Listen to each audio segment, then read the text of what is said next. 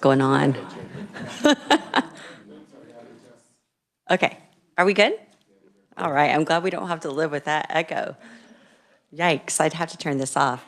Okay, welcome to K-12 Education Budget. We're gonna go ahead and get started today. We have a hearing on Senate Bill 387, providing for the continued enrollment of students who attend a school district of non-resident. Well, this is our open enrollment bill, and this is the Senate version. So thank you, Nick, for walking us through and helping us identify any differences between our own. Thank you.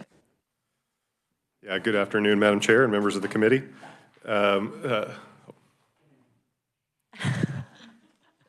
My ranking helps me remember things. Welcome to Representative Hoagland, and we are glad to have you here today. Yeah, okay. Good afternoon, Madam Chair, members of the committee. So committee, Senate Bill 387, as the chair said, would amend the school district open enrollment statutes. And what this bill would do is it would clarify, as similar to what your bill was doing on the House bill on this, to clarify that a non-resident student who was enrolled in a school district last year, or I guess it would be this current year, 2023-2024 school year, shall be permitted to continue their enrollment within that school district without going through that application or the lottery process. Similarly, the bill would provide that a student who is accepted for enrollment through that application and lottery process on and after this following school year, they get to continue their enrollment within that school district until they graduate from high school. So Senate Bill 387, a little different from what the House bill was doing. Senate Bill 387 would establish an optional appeal process when a non-resident student's application for enrollment is denied by a school district.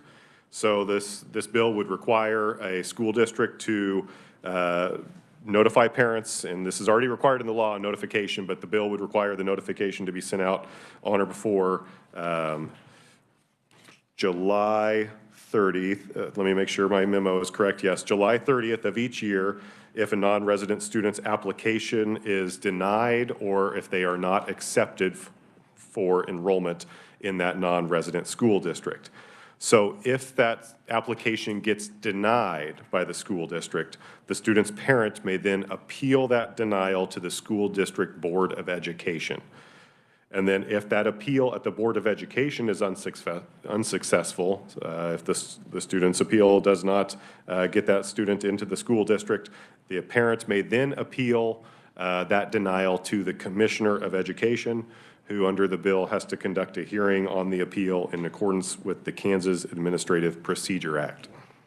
Lastly, this bill would clarify that a school district of non-residents shall not be required to provide transportation to a non-resident student, that's current law, unless that non-resident student transportation is required pursuant to another legal requirement, such as an IEP, a student's IEP. And Madam Chair and members of the committee, this bill would take effect on July 1, 2024 upon its publication of the statute book if it's enacted, and I'd be happy to stand for questions. Committee, what questions do you have for Nick? Representative McDonald. Hi, thank you. It's unclear to me who pays the transportation for a kid who has transportation in their IEP. Is it the sending school, the receiving school, or is it ambiguous? That's a good question. This law doesn't specify who pays for that transportation. It probably depends where that student is receiving services, and then if that IEP requires the transportation. Yeah, that's a good question. I don't know the exact answer to that, and maybe a good question for the department or some school districts to see how they manage that situation, even under current law today, with students who may not be attending a resident school district with an IEP. I'll interject real quick. We actually talked to the department after our last hearing, and it's a waiting that is current year. So if a student has an IEP and has transportation in that IEP, then they will receive a transportation. There's a transportation waiting that receiving district's going to have. And so it would be covered in that manner. And that's what the department shared with me. Thank you. Any other questions for Nick? All right, Representative McNorton. Nick, does it mention in here any time how long this appeal process can take? Because we're obviously up against the window at July 30, whatever it is. So I didn't read in here where it talked about how long that could go on. It doesn't. And like I said, there's, would be two steps in this appeal, or two potential steps. First to the local Board of Education, and then to the Commissioner of Education, who has to conduct a hearing in accordance with the Administrative Procedure Act. So there could be a little bit of time associated with those appeals, I imagine. Follow up, Madam Chair. So this appeal process goes on, the school's already filled their spots. Would they have to then create another spot if that was overturned? I imagine if a local board overturns their decision to allow the student to attend that school district, they would be authorizing that student to attend school of the school district, notwithstanding capacity limitations. I would imagine that same case would hold if the Commissioner of Education comes down and says the decision to not admit that student was based on some erroneous circumstances or things of that nature. And I assume the school district Board of Education would then also authorize that student to attend school, notwithstanding the capacity limitations. Thank you, sir. Thank you, Madam Chair. All right, seeing no other questions, we'll go ahead and open our hearing. Committee, officially opening the hearing to Senate Bill 387, and we do have a couple of proponents here today. And first we have Tavis Desommers. I should have it perfect now. I feel like you're a regular here. And he is the superintendent for Nemaha Central School. Welcome. Thank you, Chairwoman Williams. Thank you, House K-12 Education Budget Committee. I am Tavis Desommers, Superintendent, USD 115, Nemaha Central. And I'm here mostly about the language of the students to be grandfathered in. That part of the bill is what I'm here to testify. I testified earlier on Senate Bill 387 for the same reasons. We have an enrollment of about 720, and of those 720, we have about 95 students that are considered out of district students. And so last year when we started seeing this bill go through and some of the things and how it could affect our district, and then turned to KSB and asked them for guidance on the interpretation of the out of district and how they would be, brought in or considered. And it was discovered, in talks with other superintendents at some of our meetings that this, was kind of a cloudy area. And so with that said, we kind of looked at it and said we definitely want to be on top of this because it impacts so many of ours. Ross Mostetler is here. I have his twins that are in 11th grade that have been going to our school district since kindergarten. And, with this, if it is one of those where it's up in the air, they would have to enter the lottery system is what we were told, just like every other student that's considered out of district or applying for our school next year. We're one of those rural school districts that continues to grow. We're in the middle of a bond issue that's getting 9 classrooms up at the high school, 5 down at the grade school. We're at full capacity. So when we go to that question, normally we would be, yeah, we can take as many as we can, but right now we're in that situation. We just don't have the capacity, and our construction's supposed to be done. You know how that goes. Supposed to be done at the beginning of August. So with that said, we just know that, looking at that time frame that you alluded to, it's going to be tight. So right now we would be asking, I guess, moving forward that language gets cleaned up is really why I'm here. So thank you very much. All right, thank you very much. Next we have for proponent testimony, Ross Mostetler, citizen. Welcome, Ross. Absolutely. Chairwoman Williams and members of the committee, I thank you for allowing me to come and present proponent testimony. I'm Ross Mostetler. I'm a parent, as Mr. D said, in the Nemaha Central School District. And I'm basically here just to share my story today and ask for help for our family. My children, as Tavis pointed out, are the oldest 2 are twins, juniors, and their preschool year was in 2012. They attended the Byrne School the same year that Byrne was closed. My family lives 5 miles from Bern. We live 9 miles from Seneca, and we live 19 miles from Sabetha. Sabetha was the place we were supposed to go. I work in Seneca. My wife works in Seneca. We do all of our business in Seneca. Seneca was the Nemaha Central, was the logical choice for our family. And so since kindergarten, my twins have attended Nemaha Central. They are Nemaha Central Thunder. They've been active members of their school. And, in conversations with the open enrollment, I certainly support it. I think in our rural districts that has gone on informally for a lot of years. But with the option or the potential to not grandfather in students that have attended since kindergarten, it's kind of put our kids in some concerns of, are they going to be able to finish their senior year? And I think we have kind of a special situation being twins.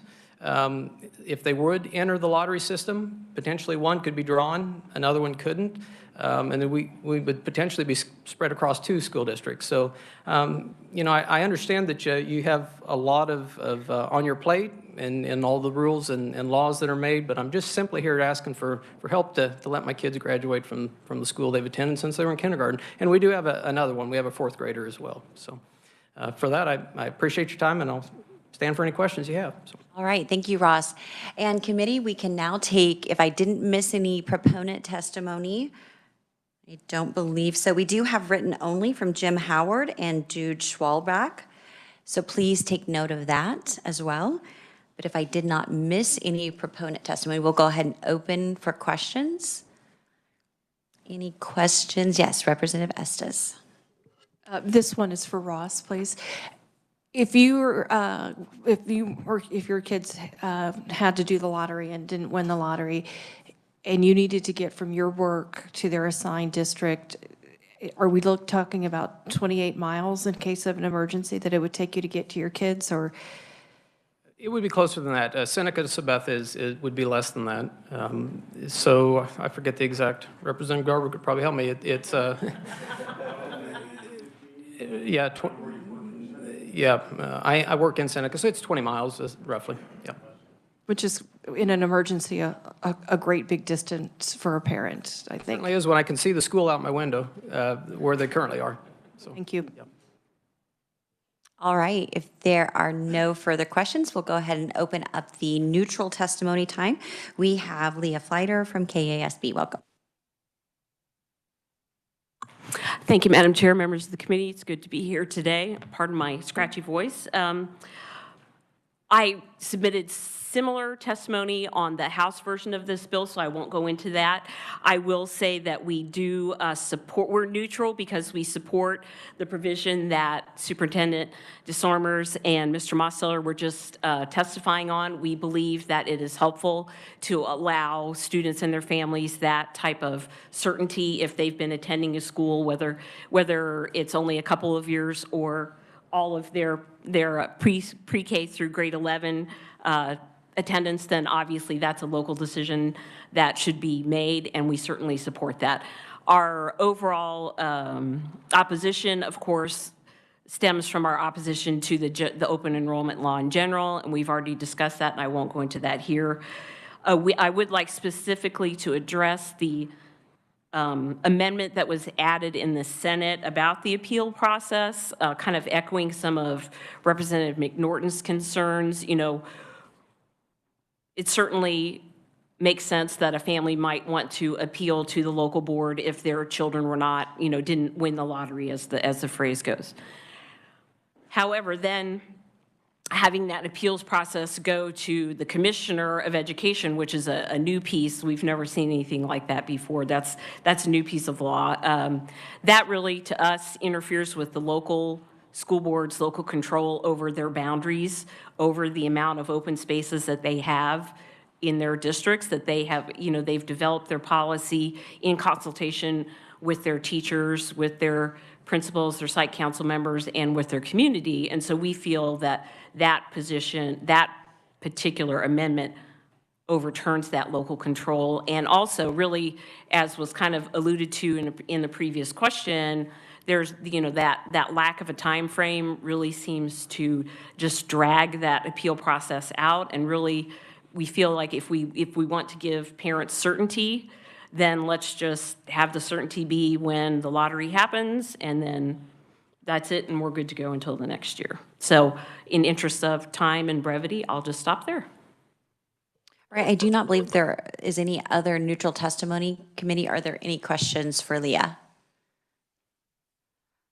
Are you aware, Leah, of how is the Kansas Administrative Procedure Act, maybe that's a Nick question, is it utilized in any other way, Nick? It's utilized for a lot of agency processes with appeals and adjudicatory proceedings. But not necessarily related to education? Can't recall if the state board or the commissioner are subject to the Administrative Procedure Act and any other processes that I could look, though. Okay, and then Leah, just a real quick question. Would you think that providing an appeals process to families, perhaps with the local board, might be a more reasonable option? Yes, because that's the local board's role, to hear those appeals from those parents. Okay, any other questions? All right, I think we're good. Thank you. Thank you, Madam Chair. Committee, there are no opponents to Senate Bill 387, and if I did not miss anyone, we'll go ahead and close the hearing on Senate Bill 387. All right, thank you. Committee, we are going to move on to our next item on our agenda, and we're going to consider working House Bill 2485. Spencer, if you'd go ahead and provide a copy of 2485, just in case you did not bring it with you. 2485 is the House bill that actually has the two options for base aid, which would be the 2 preceding years, as we currently have it in statute, or 1 preceding year plus the current year. So this bill we will work separately and pass out per the decision of this committee today. So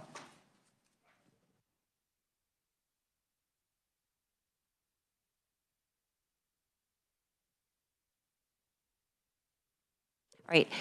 So real quick, Nick, would you like to give us a recap of 2485?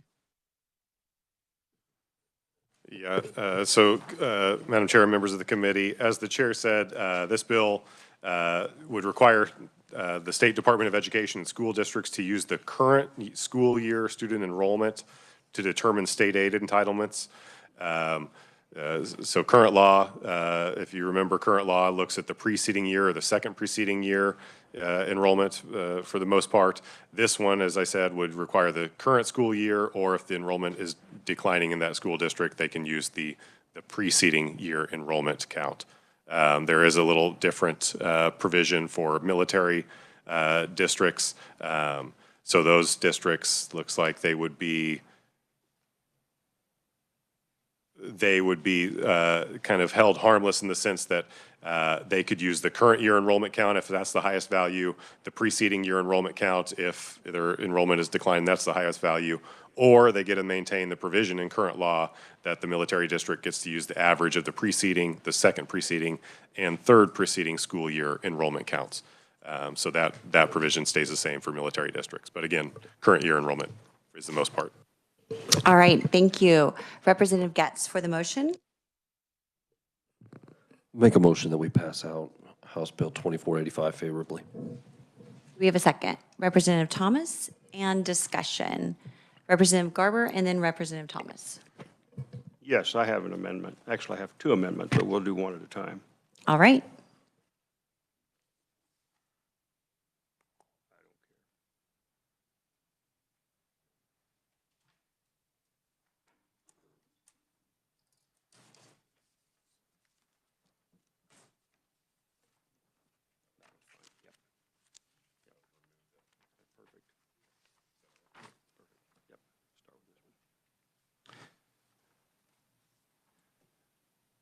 I'll wait till he hands it up. We basically had aired some concerns with this when we heard this months ago. Representative Garber, when you're ready, be sure your mic is on. Okay, I'm sorry. It's on, I just wasn't up next to it. What this first amendment would do, what this amendment would do is strike, and I'll wait till everybody gets theirs. Everybody got it now? On page 4, it would strike lines 19 through 22. It concerns me that we are going to punish a school district for closing a building, which is what that says. Any school district that closes a building, that closed an attendance center in the preceding school year shall determine enrollment in the current school year. However, with all the other school districts that don't close buildings, they can do the current school year or the previous school year. So why are we punishing a school for closing a building? I mean, it's hard enough as it is on these school districts, at least the ones that I've been involved with, where they agonize, sometimes for years, sometimes not quite as long. So that's my amendment. If you have any questions, I'd be glad to answer. All right, we need a second for your amendment. We have a second from committee members. Second with Representative Estes, and now we'll take discussion. Questions. Representative Thomas. Thank you, Madam Chair. So where does the money go then when the building closes if they don't have current year and they're allowed to use previous school year? If the building is closed, where then would the money go? Well, many times when the building closes, sometimes the students go to other districts, sometimes they stay in the district. So it would stay with the district, obviously, just like it would. Let's take one that didn't close a building and they lost 50 students. They got mad, parents got mad and went somewhere else, or for whatever reason, they went to another school district. Where's the money go with that one? Stays with the old school district. You can use the enrollment of the previous year in the old school district. So why are we punishing a school that has gone through the closing of a building? You understand what I'm saying? Representative Thomas. Okay, so help make me feel better about this, because the way I'm understanding the amendment and what it would do is if a building uses previous year and closes that building the next year, but then the students of that building go to another district that uses current year, that district's going to get paid, and the district that closed the building is going to get paid. That's correct. Okay. And there are situations where, and when we heard the bill the first time, that even in my own community, they closed one elementary school. And so some communities, Wichita, I think they're talking about closing 5 different buildings. And so it gets a little bit complicated trying to think, okay, is it a distance? How do we do this?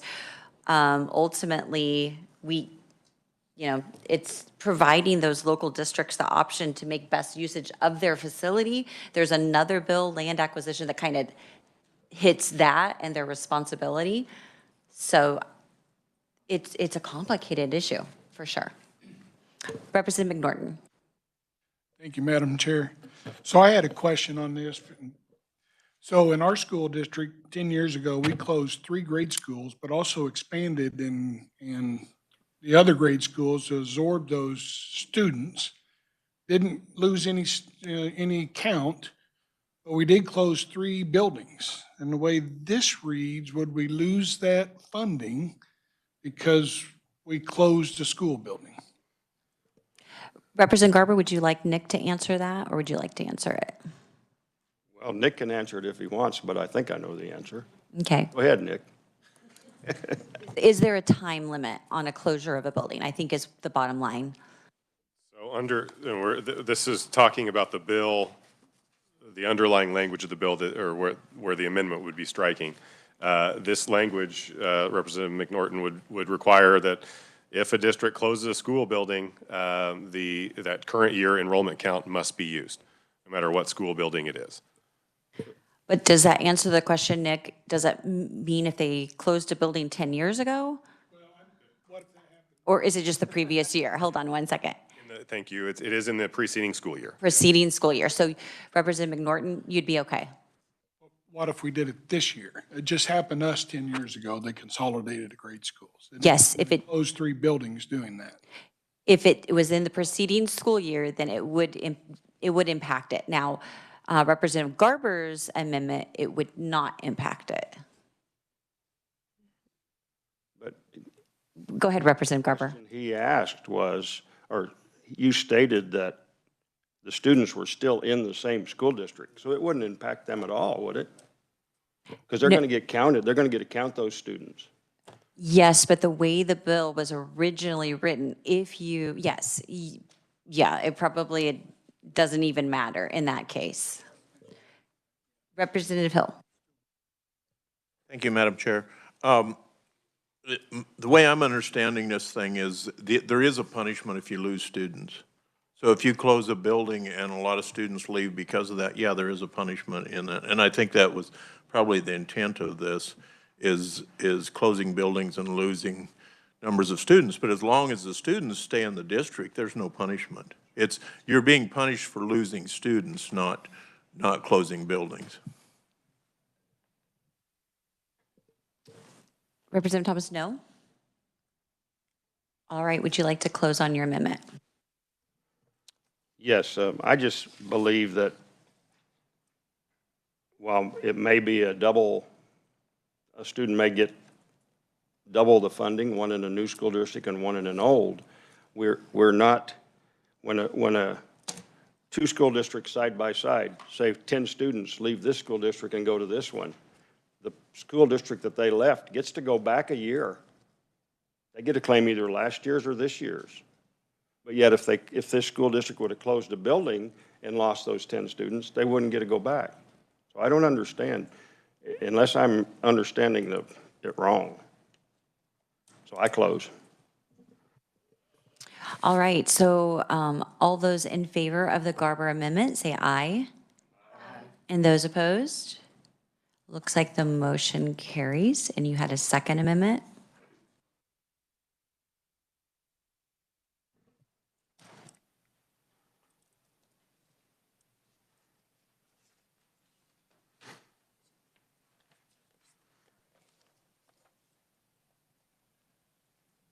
Yeah.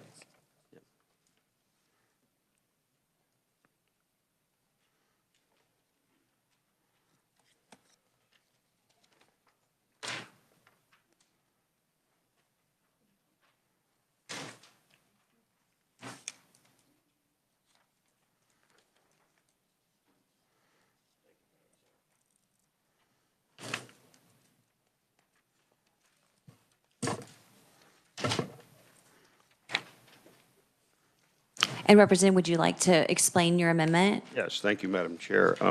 But I do have a question for you first.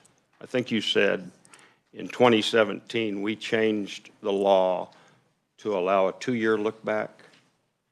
Yes, that is the way that I understand it. Is that correct, Nick? So under current law, students, schools can go back 2 years to evaluate, or if they had more enrollment 2 years ago than they had last year or the current year, they get to claim that. Is that correct? Okay, so this holds those school districts who have closed their schools in the 2022-23 school year harmless. Because once again, we are punishing that we are changing a law in the middle of the stream and punishing a school district. I don't care what school district it is. I know there were at least 2 in 2023 that they are planning, right or wrong, they're planning to use those funds in the next school year. Hope I'm making sense. I'll stand for questions. Maybe we. Well, we need a second. Do we have a second? Oh, we need a second. Representative McDonald. Okay, so Nick, you want to clarify anything on this amendment for representative for the committee? Yeah, so committee, what this amendment would do is essentially kind of reinsert some language that was stricken. So this would state that if a school district closed a school building, an attendance center building, in school year 22-23, then that district can determine enrollment based essentially on the second preceding school year and essentially maintain that second preceding school year enrollment count. All right, so committee, what questions or discussion do we have on this? So basically, you're adding back in the language, but you're holding harmless anybody that had done that in the preceding school year. Representative Estes. I think you might have just answered my question. So this basically is a grandfathering, that if you closed last year because you acted in good faith, the rules were the rules, you're not held in harm now because we're now changing the rules. I believe so. Nick, would you like to expand on that or clarify? So again, this would only be for those school districts that closed the school building in the 2022-2023 school year. Those districts could do enrollment counts using the second preceding school year. I will note, and my colleague Tamara kind of asked me, is this ongoing? And that might be a question if this is intended to be a long-term thing only for those school districts that close the school building to be able to use second preceding year enrollment count, or if it's just a one-year type of. Representative Garber. My intent was to hold all school districts harmless under current law. So it probably should have said until this law is in effect, if that's what you're asking. I'm not trying to pick on. Representative Estes, yeah. I'm actually more comfortable if it's just a grandfathering than an in perpetuity. Yes, that's what I wanted, was a grandfathering. So in that, you're not including 23, 24, you're just that school year, 22, 23, those schools that did have a closure, they may continue to use their 2 previous years. Yes. Forever? No. Well, Just for that's. Just for school districts that closed Yes. the old law. I don't understand the perpetuity. Okay, so what the question that comes to my mind is, if this bill passes and we move to a system where it's one previous year or it's current year, are you saying those school districts that did close a school in 22, 23 from henceforward would have 2 previous years, while everybody else that didn't close a school building in 22, 23 would have only 1 previous year plus current year? I think that may be where the confusion lies. Nick, is that what you're asking, Nick, or something different? Go ahead. Well, so if a district closes a school building in 22, 23, the underlying provision in the bill wouldn't apply at all, because it's only if you close a school building in the preceding year. So once this law takes effect, if it does on July 1, it's only going to be looking back to the year we're currently sitting in, school year 23, 24. What this amendment is saying is that if a school district closes a school building in 22, 23 school year, they get to use that second preceding enrollment count. And the way I understand this amendment to be as currently drafted, unless amended by the committee, would be in perpetuity. So if a school district closes a school building in 22, 23, they get to continue using that second preceding year enrollment count.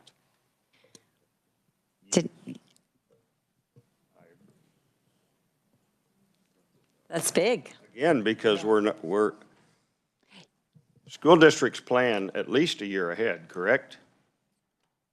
So 23 and 24 school district, are they planning for the next school year, 24, 25? And we're going to change the law on them? That's my question. Right. I think it's a fair question, but then in 27, 28? But I think the revisor just said that it would be. If they close the school in 22, 23, Right. how could it even be in effect if you only look in 27, 28, the 2-year look back's 24, 25? But the question is, yeah, would they get to hold that formula forever. And no, so Representative Garber, that's not his intent. He just wants the 2-year look back for the 2-year window. And then from there proceeding, they would follow whatever, if this were to pass, and they would follow the one previous year plus the current year. And so could we substitute motion a conceptual amendment to make sure that that's included? Yes.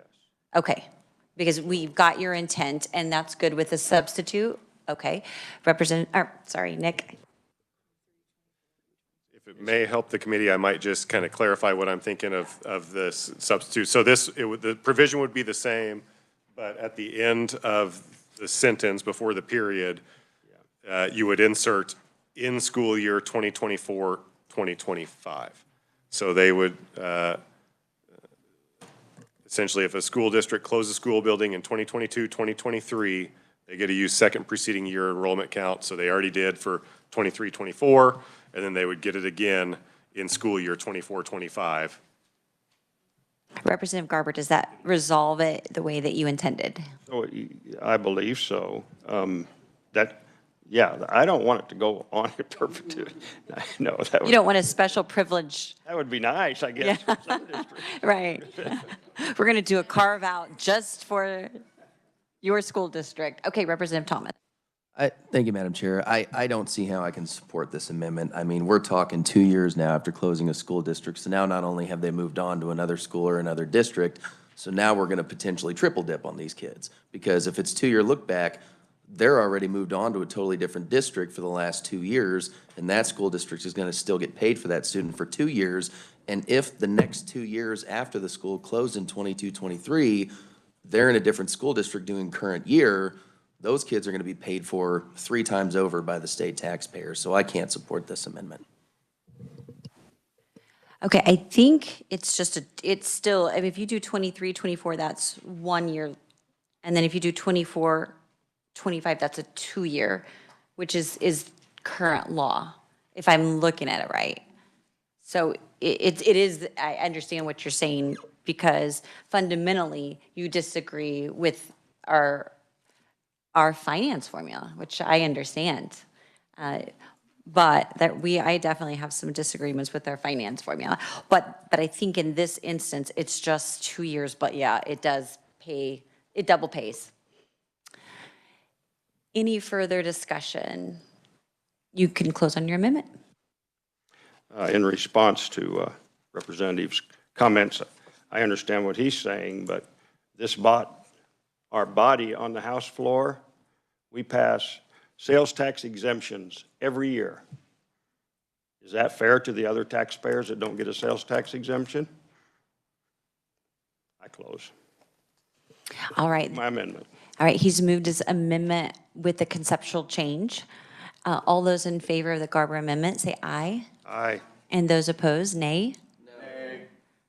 I think it passes. I think I heard 2 loud nays, but we can do division. Okay, division. Those in favor, say with the right hand or left hand or a hand. Okay, and those opposed.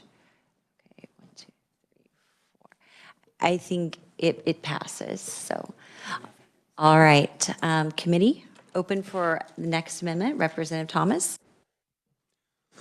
Thank you, Madam Chair. I have a conceptual amendment. I would like to mention I had some conversations with a lot in the education lobby with some districts, folks that basically said, hey, listen, we understand this is coming, but we're halfway through the budget process. We're in the middle of the planning phase. And so by beginning this immediately in the next school year, I'm convinced that that may pose a problem for a lot of school districts that are declining based off the timeline and where we're at in the school district. So my conceptual amendment is simple. I would like to delay the implementation of the current year funding and basically this bill for 1 year to begin in the 25-26 school year. There's a motion and a second by Representative Estes. And now for further discussion. Any discussion on the conceptual amendment? Yes, Representative Garber. Well, if that happens, then that amendment we just put on, we don't need. But I'll support his amendment. Well, you know what? Let's talk about that and see if it passes first, all right? And then we'll ask Nick what he advises on, because we don't want a bill that's confusing and put something in statute if it was unnecessary. So, okay. Or we'll just have another amendment, all right? You may close, Representative Thomas. So I do want to mention also, I have spoken with some of the growing districts like Spring Hill, and they basically said, listen, we're going to continue to grow. Some of the smaller rural districts that are growing, they basically said, if we get current year, that's our main concern. If we have to wait a year so other districts can plan and prepare for this bill, we're fine with that. So districts that are declining have accepted this. They just asked for an extra year, not swearing that they all support it, but this is sort of a measure of good faith in my opinion. And so with that, I will close on my amendment. All right, all those in favor of the amendment, say aye. Aye. Yes, sir. And those opposed? All right, the motion passes. We'll come back to the second Garber amendment. And Nick, any advisement on that? Can Representative Garber have another amendment where he basically strikes that language? Or what would be the most accurate way to do it? So fortunately for the committee, I was just kind of thinking about this, not for this purpose, but for a different reason. The Rule 1306 of the House Rules says that an action formally taken by a committee cannot be altered in the committee except by reconsideration and further formal action of the committee. That's Rule 1306B. So I don't know if that's considered a formal action or not, committee. And if we need okay, the best course of action might be a motion to reconsider and. Okay, so usually on the motion to reconsider, it's on the prevailing side, correct? All right, so Representative Estes would like to make a motion to reconsider on the prevailing side. I'll let her. I was on the prevailing side and make a motion to reconsider. Do we have a second? All right, Representative Garber is the second. Any discussion on this motion to reconsider? Yes, Representative White. Okay, so I have a question. Help me understand why we must reconsider that motion instead of that motion. Nick, oh, you want that one? It really comes to the choice of the body. Representative Garber, who made that motion, he said his is no longer relevant with the passage of this one. Representative Thomas is relevant no matter what, because that's the desire of Representative Thomas for the bill. So, and it was the desire of our committee. This one became a moot point. That one became a moot point. No, Representative Garber's became a moot point because of the time stamp that was on his. Right, but that essentially addressed the problem you saw. So I'm having an issue with why that takes prior, help me here. I don't see why that is so, that ranks higher than your amendment. So I'm saying don't fold so easily. I can answer that, at least in the sense that when there is a motion to reconsider, Representative Estes could have reconsidered Representative Thomas, but she chose not to.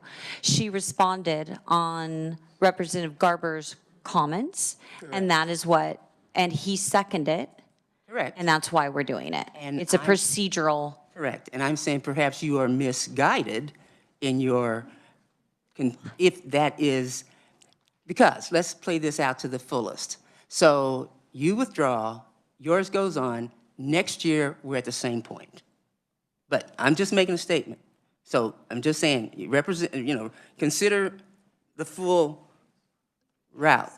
Thank you. We'll go Representative Estes, then Representative Garber. Nick can make some final points.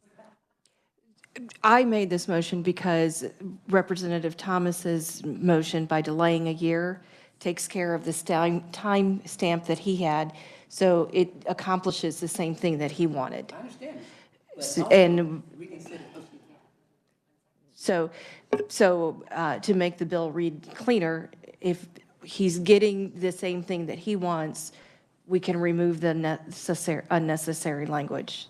That's why I made the Representative motion. Garber, and then I'll let you make a comment, Representative Nguyen, after Representative Garber, and then Nick. You don't, are you sure?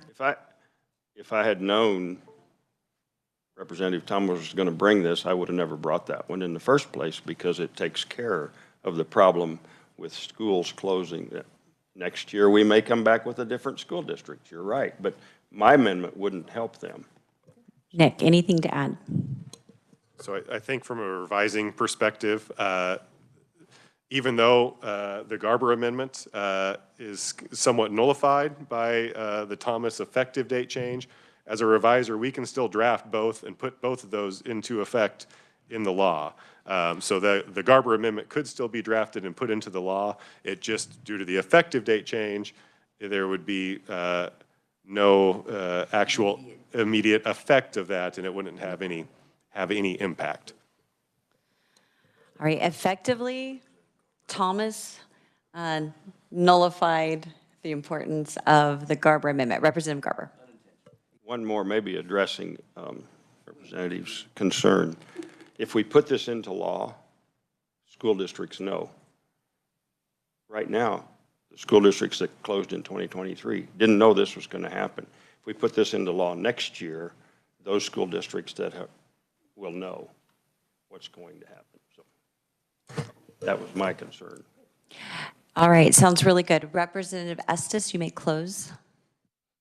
I close. And this is just the vote for the reconsideration, correct? And then we have to, okay, I think we already did. We got a second. All those in favor of the reconsideration, say aye. And those opposed, nay. Okay, we're now back on the reconsideration, which is the Garber amendment.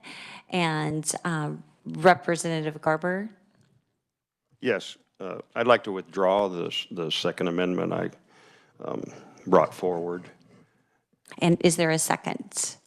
Madam Chair, did he say he's withdrawing the entire Second Amendment? Because I have a problem with that. Of the Constitution? No, sir. Maybe I need Representative Getz seconded, and yes, I'm pretty sure I heard that, so let's start that rumor right away. So, Representative Nguyen for discussion. And Representative Thomas, you're not as funny as you think you are. He thinks he is. He gets me to chuckle, but Representative Hill.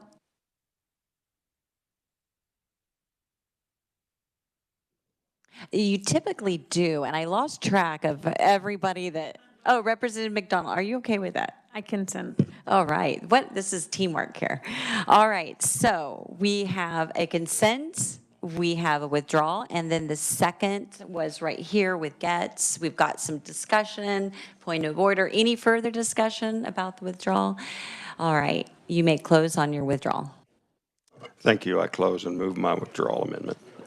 He closes on his withdrawal. All those in favor of his withdrawal, say aye.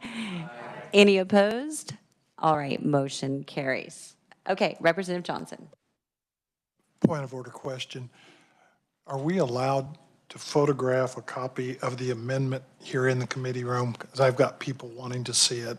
Yes, it's a public document. Thank you. And you can hand him our copy too, if you want. Yeah, sure. Oh, sorry. Yeah, for sure. You can do that. All right, any other amendments for House Bill 2485? Yes. There is one small technical change. In the underlying bill, we dropped school out of school year, and I would just request the committee's authorization to adopt that technical change or have reviser leeway to make those technical changes. Are there any issues with any technical cleanup that our reviser may need to make? I find there are no issues with our committee for you to make those technical amendments or changes. So Representative Getz, if you would like to pass out with the amendment.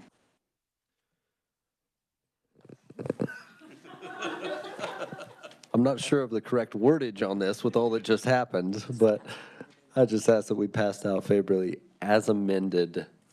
Yes, House as a. Bill 2485. Perfect. You said that exactly perfect. All right. And all those in favor, say aye. Actually, he was closing. He was just closing.